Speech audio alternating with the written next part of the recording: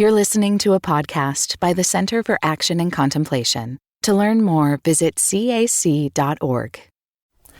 Greetings, I'm Jim Finley. And I'm Kirsten Oates. Welcome to Turning to the Mystics.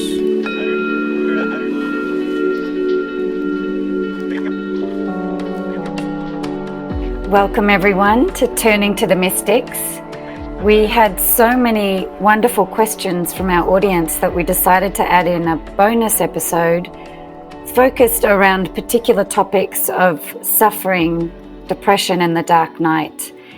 And I'm thrilled to say I'm here with Jim, but also Mirabai Starr is with us, who joined us in our introductory episode and has a deep history with St. John of the Cross.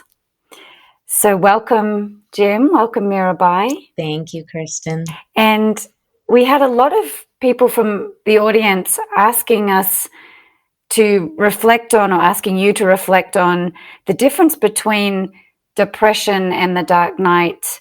And I've even heard it suggested that because depression wasn't a term back when St. John of the Cross was alive, did he just mean depression?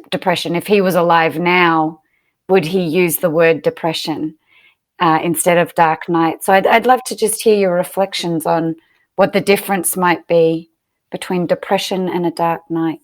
Hey, Jim, do you want me to just start by reading John's words about it? Yes, that would be lovely. I have texted mine. I bet you had the same one in mind. Go ahead and read it. Yeah, probably so. And then maybe you can just jump off of that. Okay. So this is actually my translation, which is, a little different than the classic, but pretty literal.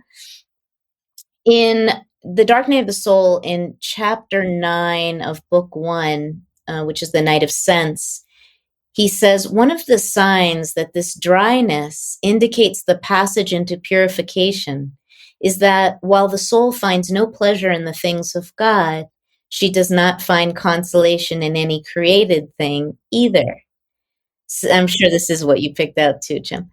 Since God has placed the soul in this dark night to dry up and purify her sensual thirst, he no longer allows her to taste sweetness or delight in anything whatsoever. You can tell that such aridity and bitterness is probably not the outcome of some recently committed transgression or imperfection, because if it were, the sensory part of the soul would be drawn to indulge in something besides divine things. When the appetite relaxes into some imperfection, the soul immediately feels inclined toward that thing, either a little or a lot, depending on how attached she has grown to it. Another indication of the true purification is that the memory is carried constantly back to God with a depth of caring that is actually painful to the soul. She thinks that she must not be serving God, that she's backsliding, because there's no sweetness left for her in divine things. It is clear that this kind of aversion is not the fruit of laziness or apathy.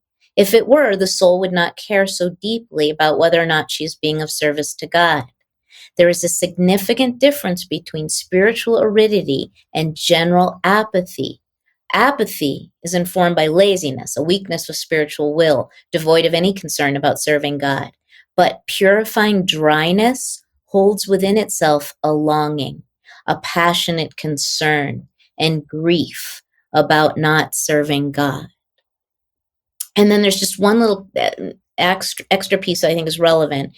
He says, even though this aridity might be intensified by accompanying melancholia, which I did translate as depression, melancholia, which was kind of a generalized term for mental imbalance and all kinds of things, depression. So even though it might be accompanied by depression, it does not fail to have a purifying effect on the appetite. The soul is stripped of the distraction of all pleasures, and her attention is centered on God alone. If it were merely a matter of foul humor, it would lead to nothing but disgust and the ruin of the soul's nature.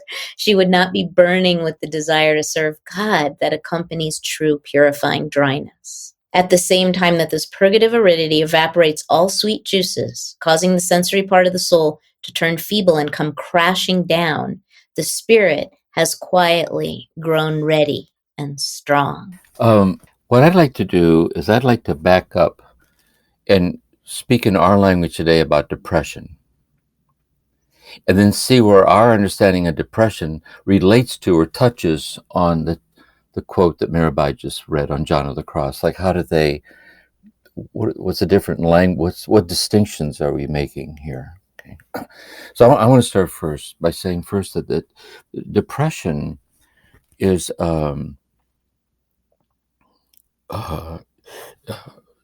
is a psychological symptom that causes suffering. The characteristics of depression, clinical depression, one are vegetative signs, which is disturbance in sleep or appetite. Either you can't get to sleep, or you wake up in the middle of the night, can't get back to sleep, or you want to sleep all the time. Or loss of appetite, you lose your appetite, you don't want to eat anymore. One of the first things to ask someone with major depression is, how much weight have you lost? So there's vegetated signs of being always tired, exhausted, can't sleep. But there's also an agitated depression, like restless, nervous energy. There's also feelings of worthlessness and feelings of utter isolation and a loss of hope. You can't see any way out of it. Depression can be mild, dysthymia, like a mild depression. It can be an depressive episode. Also, you can be genetically predisposed for depression. If you're having a mother or father who's depressed, you're more likely too that you might be depressed. Major depression is serious because there's a high correlation between major depression and suicide. It's also directly related to other somatic disorders and to cancer, heart disease, and so on. So it's really the two main things are in people, in us, and our vulnerability. Some carry it mainly as anxiety, and some carry it mainly as depression. So also sometimes it's resulted from unprocessed trauma. Can cause depression. It can also result from unprocessed grieving. There was a major loss, and you don't go through the bereavement process, and you get stuck in a depressive state. So this is it's a kind of a big thing, a person has to, like that. And another way of looking at it, to a broad way, is it's a response to loss of wholeness, loss of intimacy, loss of hope, loss of feeling normal, like that, and you can't shake it. You can't, and so then there's different treatment modalities for depression. So let's say that's clinical depression for us. I think a place where it most directly also meets St. John of the Cross, then, because he didn't use this kind of language, is when he's giving the 3 signs of you're being led to the dark night in prayer in the Ascent of Mount Carmel, book 2, on the 3 signs.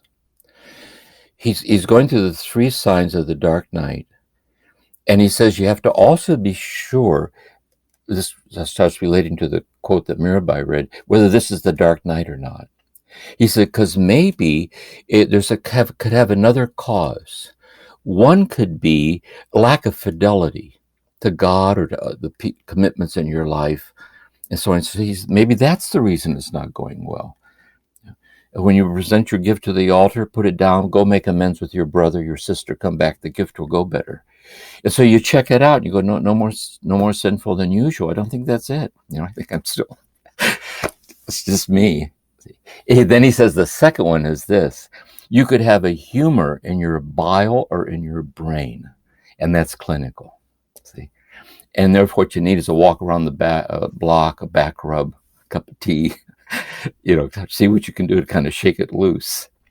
And so it touches, and so it's teasing it out and discerning, because then we get into the dark night for John of the Cross in the text that Mirabai led, because now it has to do with I think most directly for John of the Cross, it's this way. It's the loss of a customary sense of the felt presence of God in your life.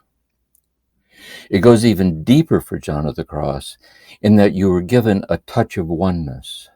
That is, there was a moment of unmediated oneness with God that was so sweet or so celestial that, having tasted it, life without it is forever incomplete. and you're powerless by your own finite abilities to consummate the longing. So it's a kind of a sweet gift, which gives rise to self-doubting. So in the text that Mirabai led, he's trying to help people, like contemplative spiritual direction. Let's tease out things here and make some distinctions like this. So that would be my response to it. Yeah. Hey, by the way, too, you could be both. You could be in the dark night and depressed. Lucky you, double header. By the way, if you were prone to depression and going through the dark night, could your dark night trigger your depression? It could. But you don't give someone in the dark night Prozac, see, and you don't tell someone a major depression to read John of the Cross. So we're talking about the discernment, how the psychological and spiritual touch each other in our life. Yeah. Go ahead, Mirabai. I'm sorry. No, that's beautiful. And there's a book I love called A Hell of Mercy by Tim Farrington. That it's a very slim volume, and it's a beautiful, I was going to say distinction, but it isn't. It's a beautiful blending of the gifts of depression and the dark night of the soul and the way they connect. So I highly recommend it. A Hell of Mercy, a meditation on depression and the dark night of the soul by Tim Farrington.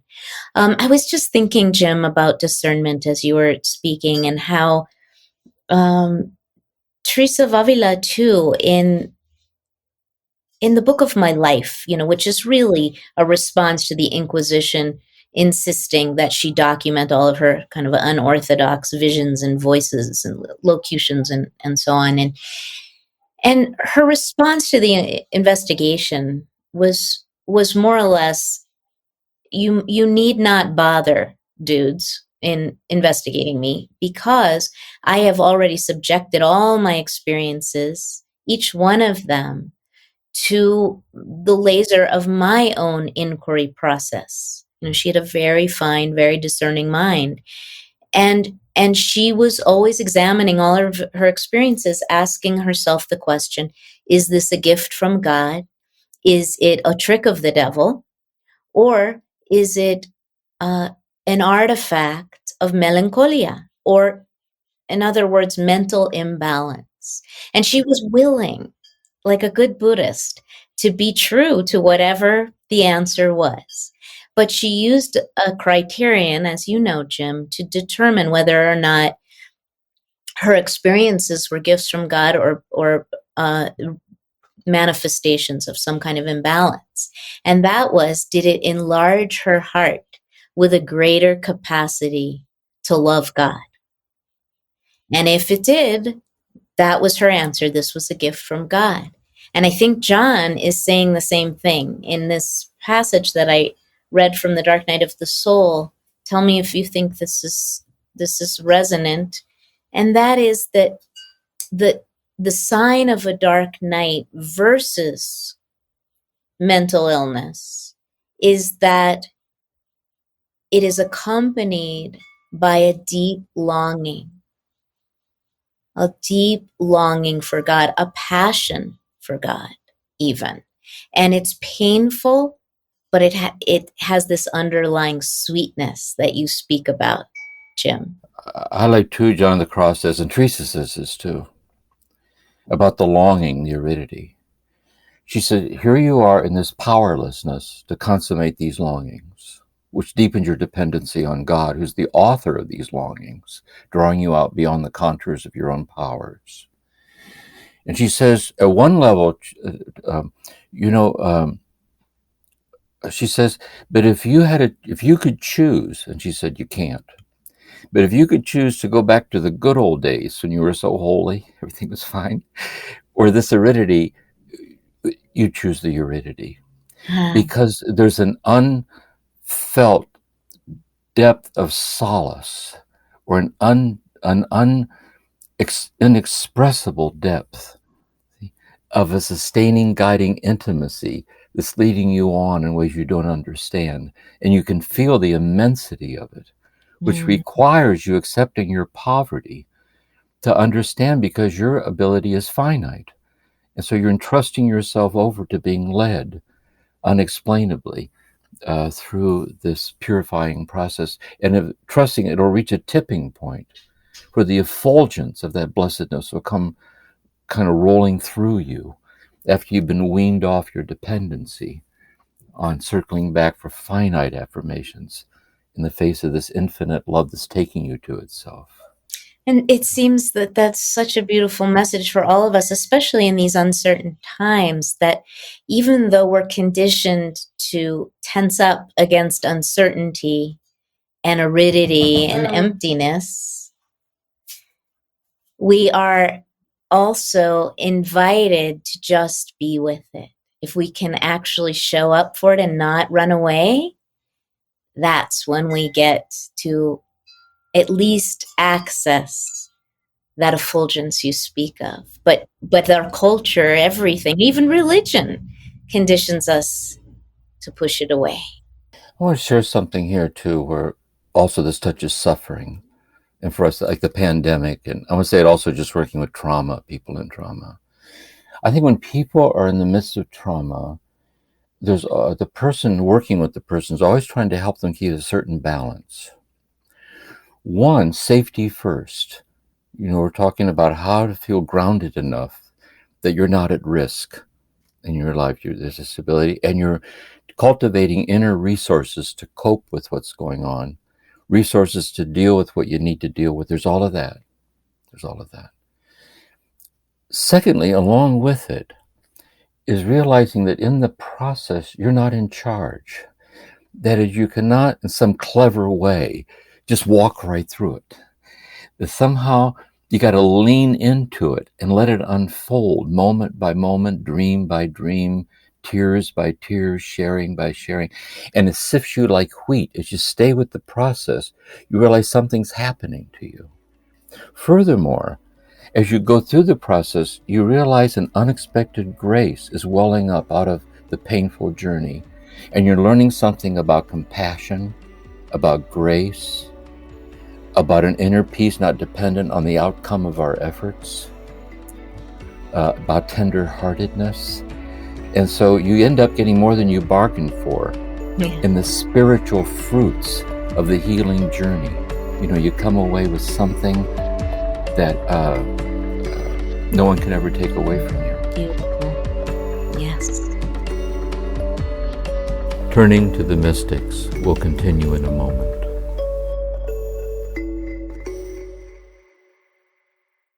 Many of us feel increasing anger at injustice, violence, and indifference in our world today. Join us March 14th for What Do I Do With My Anger? An online gathering featuring Richard Rohr and Brian McLaren. Learn ways of transforming anger into loving action. Inspired by Father Richard's new book, The Tears of Things. Register today at cac.org/anger. That's cac.org/ANGER. Can I ask a question about what the dark night might feel like in the body? So, Jim, you were talking about very clear signs of depression, like that sped up, anxious feeling, or the slowed down, tired feeling. Does the dark night have sensations like that, or is it different? I'll answer. For me, I think first of all, I tend to be very calm by nature, and I tend to be very at peace in my body by nature. I tend to be like just quietly present in my body, and I find then that when I pray, there's like the deepening of that kind of bodily presence, like a bodily presence resting in this presence, like relaxing into it. And I find that sometimes when I try to get quiet and rest in that, I can't find my way to the rest. Because I'm agitated in my stomach, or sometimes I feel it in my arm. Sometimes I know my trauma is being re-triggered again by something that just happened, or something has a hold of me, and I can't find my way to resting in a bodily simplicity in the presence of God. This ajita, like that.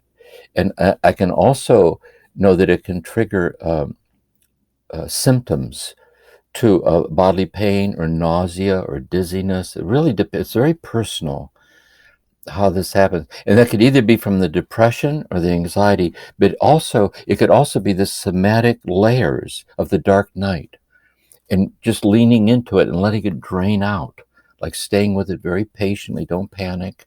Just lean into it and wait and trust yourself and stay open, that kind of thing. Yeah. Mm-hmm. And Jim, in that, it feels like your longing for God in a way has stabilized. Does that change, that sense of longing Mirabai was pointing to? Yeah. I don't know how to explain it. I would say that. I would say this. Let's put it this way, because I've been reading Bernard Lonergan, getting ready for Conspira thing. Is I guess how I would put it is this. I think for a long time, our longings are an intentional consciousness.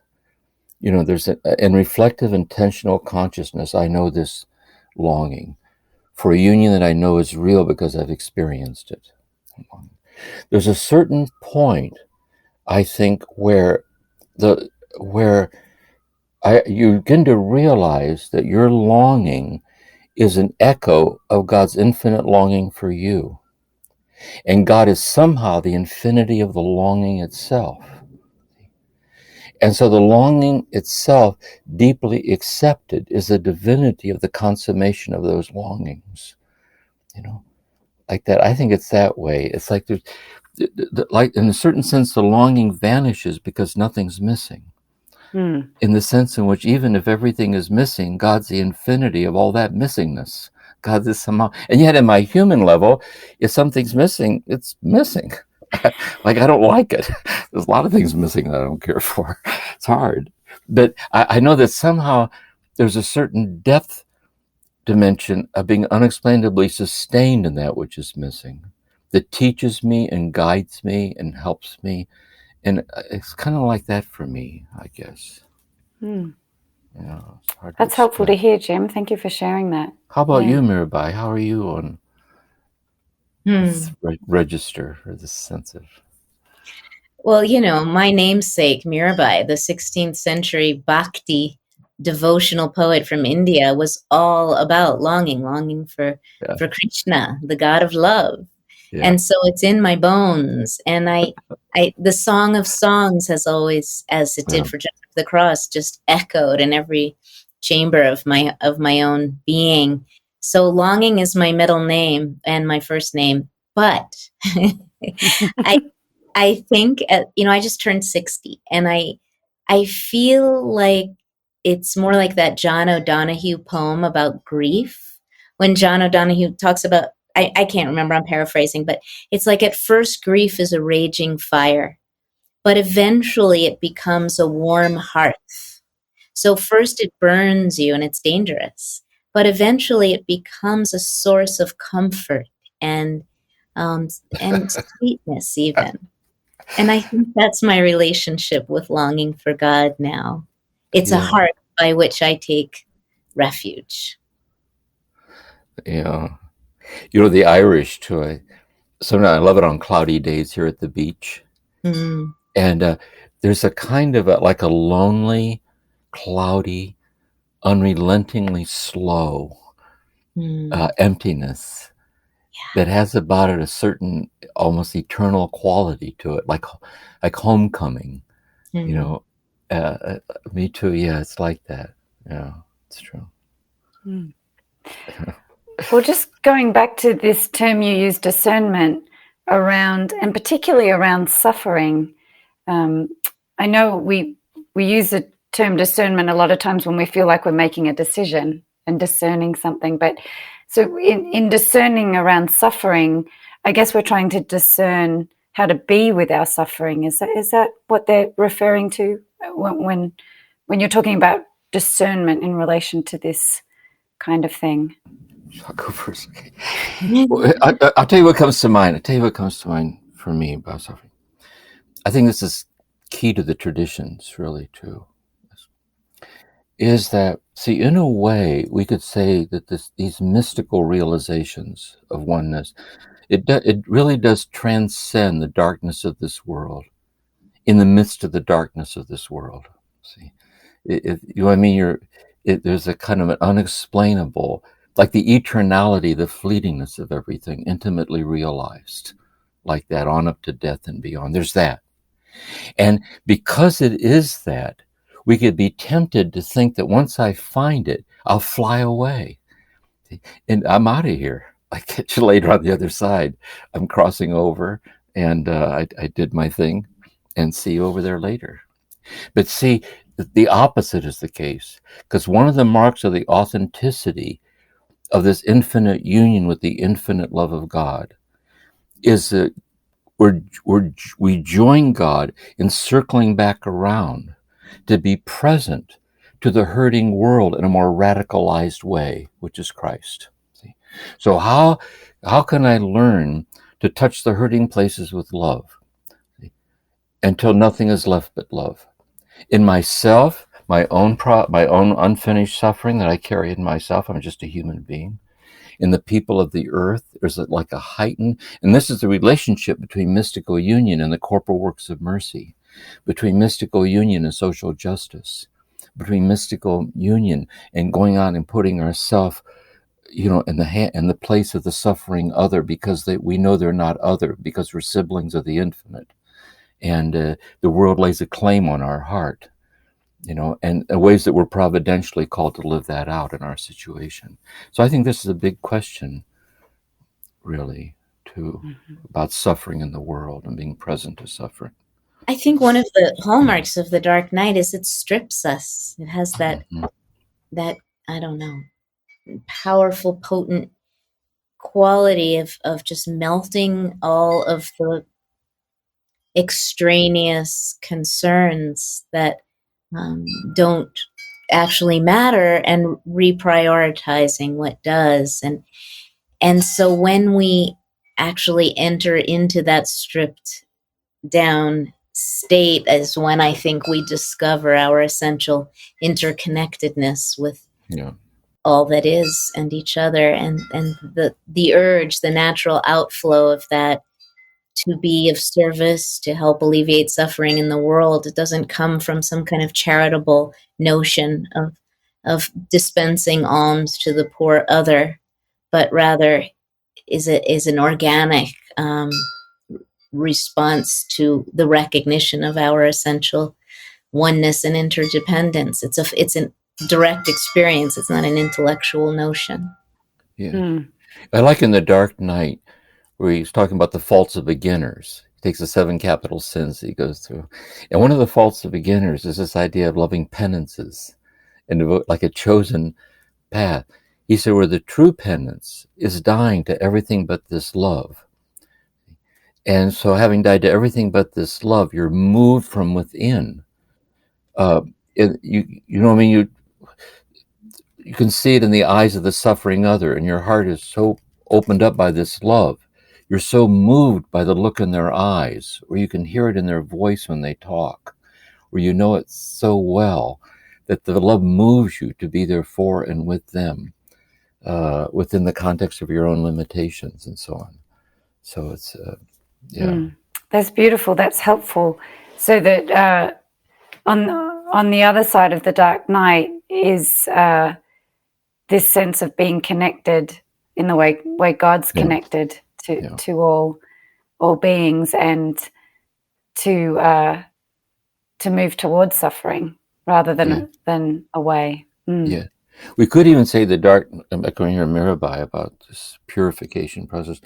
What the Dark Night does is it heals us from the pervasive disconnectedness that leaves us unable to realize the infinite unity between God, ourselves, others, the earth, and all living things. The Dark Night heals us from the imagined separateness as having the final say in who we are.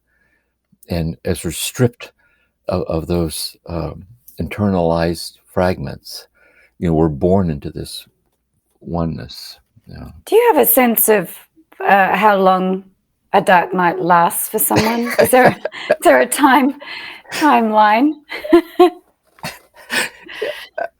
What do you think, Mirabai? I haven't. What would your? People ask me that a lot, and so in some ways, that I haven't quite sorted out. I feel like the very question is a kind of symptom of the patriarchy. Like things need to fit into tidy categories, and wham bam, did your dark night, check it off the list and move on. And that I feel, and that's absolutely contrary to the very essence of the dark night of the soul, which is about embracing radical unknowingness, right? And so there is, it's just like with grieving, there is no time frame for the grieving process. In many ways, it lasts your whole life. But you integrate it more and more. It's like learning to surf with the amputation. And I feel like with the dark night, it's not a one-time deal.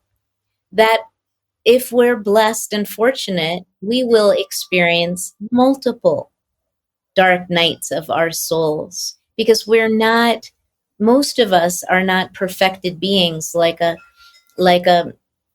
Satguru in India or a saint in the Roman Catholic tradition. We are these glorious messes of humanity that are continually evolving and changing, and our capacity, I think, grows greater and greater for holding uncertainty and unknowingness and periods of deep aridity where we can't know what's going on, like the caterpillar inside the cocoon.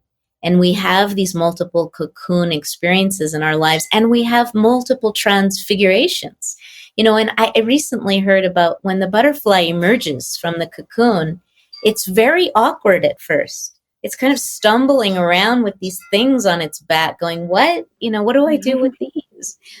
And I think that's really true about the spiritual life. It's this series of crucifixions and resurrections and finding our new way, and these multiple dark nights where we just get to melt into the not knowingness and then emerge bigger.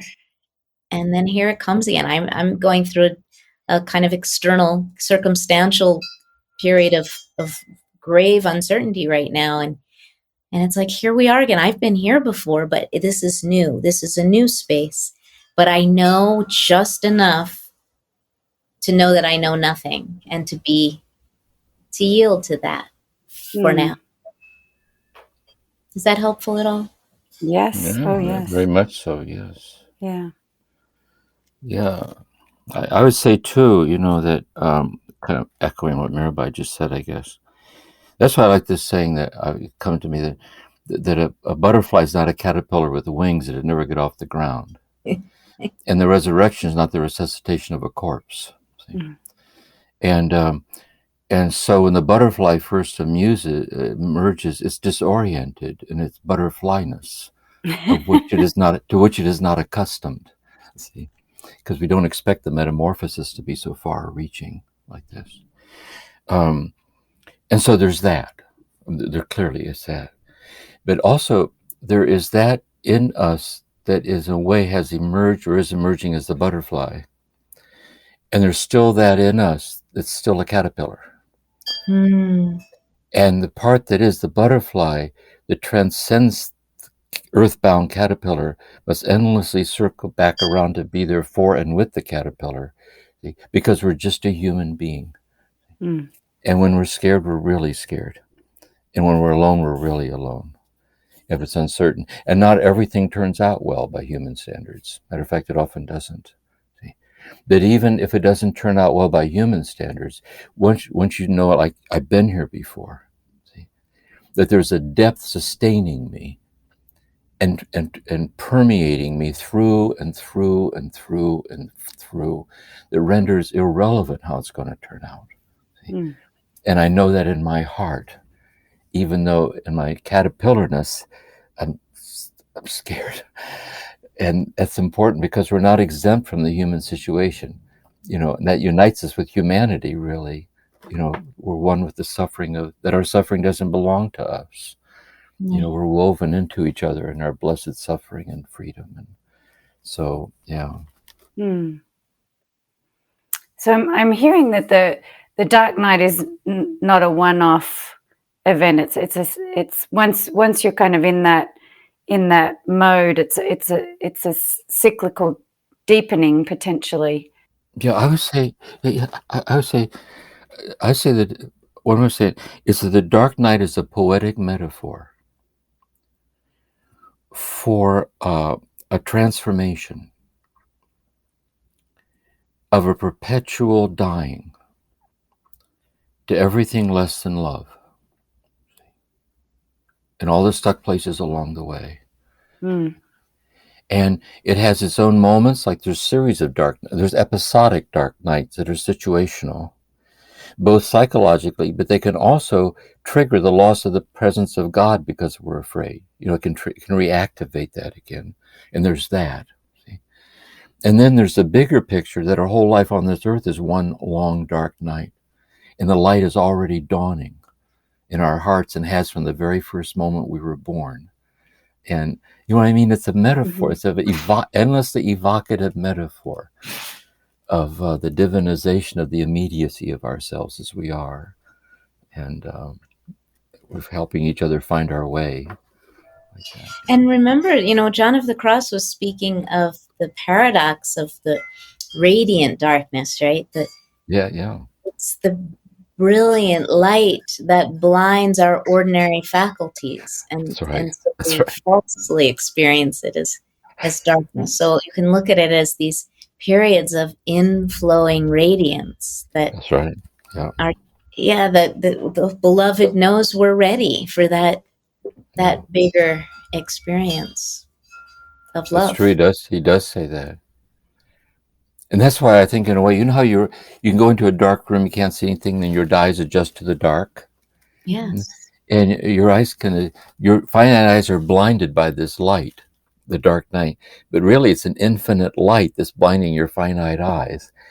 But when you give up, you learn to let go of resisting it, see, and let it have its way with you. You learn to see in the dark, which is really infinite light. You're illumined within yourself, like in a way. Yeah. Yes.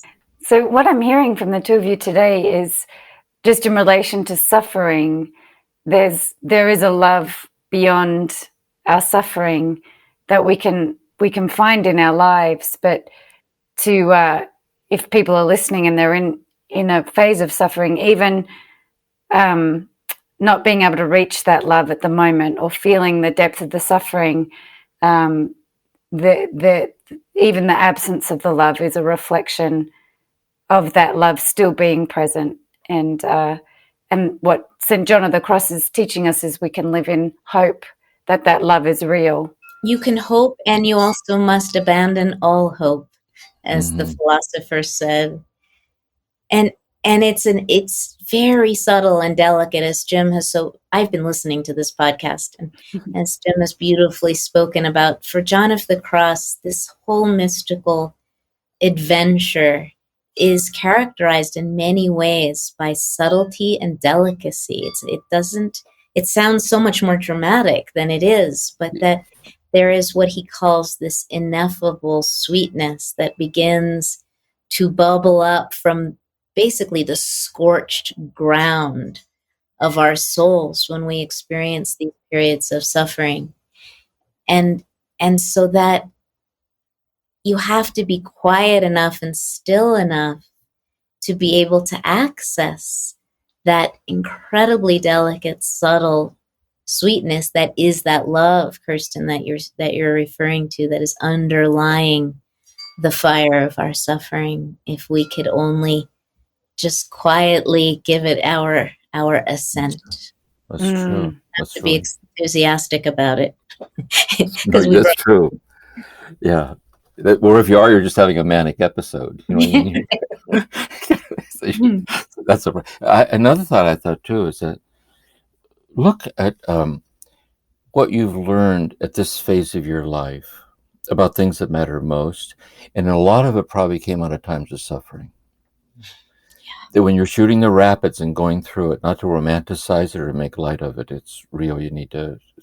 Some of it can be very regrettable, really.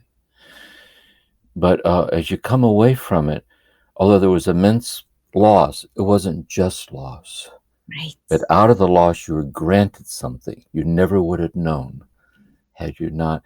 And I also think that helps with our present losses, to know that I'm just in the current phase of a loss that has within it a light that hasn't yet appeared yet.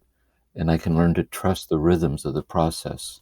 I also think it's important when we're with someone who's suffering, we have to really help them to slow down.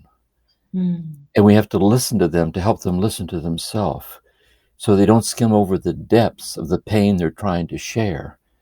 Because the real pain is depth deprivation. They're deprived of the depth that's unexplainably sustaining them in their hurt. They're trying to find the words to say it. There's something intimate about these encounters with ourselves in silence or with another person, or why we're so grateful when there's someone in our life that hears us, someone in our life that is there for us and like that, and we can return the favor. Mm-hmm. I think I have to keep being reminded over and over this mystical path where it's the very fine balance between effort and grace, and how in the end it's all grace, and the effort can't get us there. Yeah. And how to give over to that pathway. Yeah. It's true. The effort won't get you there, but without the effort, you won't get there. Yeah. I mean, you were granted a taste of it without effort, but unless you freely choose to honor the longings, the unconsummated longings, and lean into it and seek this John of the Cross, to seek it with all your heart. And so those two are always in a kind of a alchemy with each other. Trust in Allah and tie your camel. That's right. Say that again, Mirabai. Yeah. Trust in Allah and tie your camel. Oh, yes. Wonderful. Well, any last thoughts on this question of suffering, what the dark night is teaching us about suffering and discernment? I just want to say that I know that these questions are arising in you all from experiences of deep suffering. And so I just want to express my love and care to you as you are navigating whatever turbulence and sorrow and loss and fear that you may be going through right now. So deep bow to you and much love.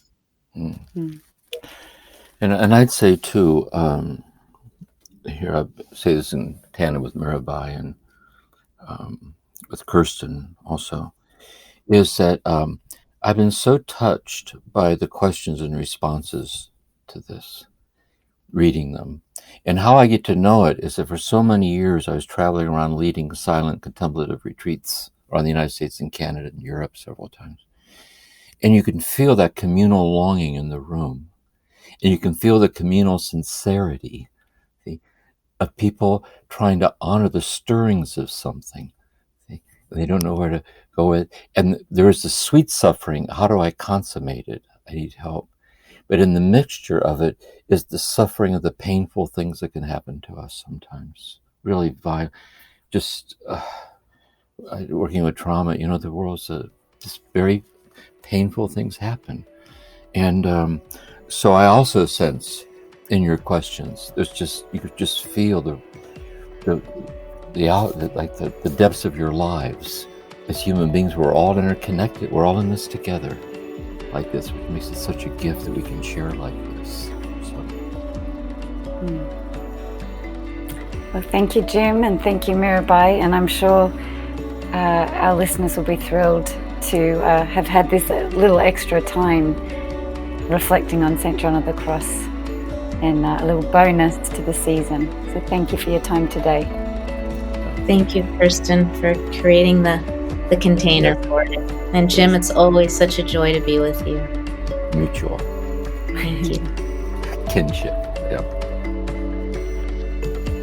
Thank you for listening to this episode of Turning to the Mystics, a podcast created by the Center for Action and Contemplation. We'll see you again soon.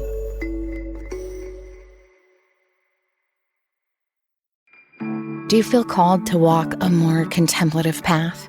The Center for Action and Contemplation is an educational nonprofit supporting the journey of inner transformation.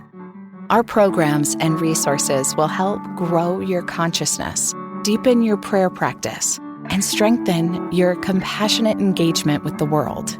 Learn more about our resources, such as publications, podcasts, email series, and events at www.cac.org.